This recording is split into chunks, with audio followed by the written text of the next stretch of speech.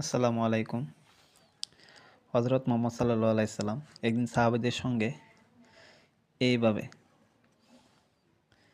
এইভাবে, এইভাবে, এইভাবে চতুর্ভুজ আঁকলেন।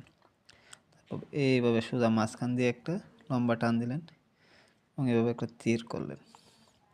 করে এভাবে টান দিলেন একটা, এইভাবে টান দিলেন একটা, এইভাবে টান দিলেন একটা, এভাবে টান দিলেন একটা, এভাবে টানলেন। দেখেন পুরা ভিডিওটা দেখেন।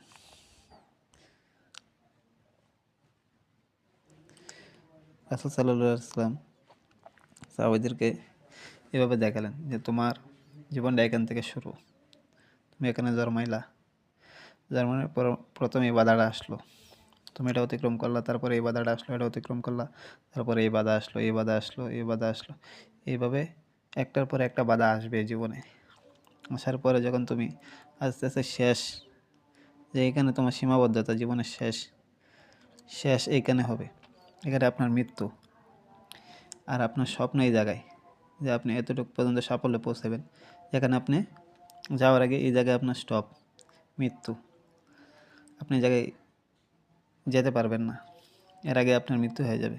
আপনার ইচ্ছা তো অনেক, বাঁচারও ইচ্ছা অনেক, আপনার চাহিদা অনেক, কিন্তু সব কিছু তো পূরণ হবে না।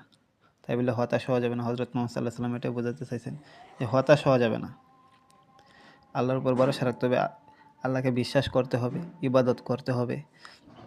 এর ভিতরে আপনার জান্নাত জাহান্নাম নির্ধারণ করতে হবে। ভালো কাজ করলে জান্নাতি, খারাপ কাজ করলে জাহান্নামি।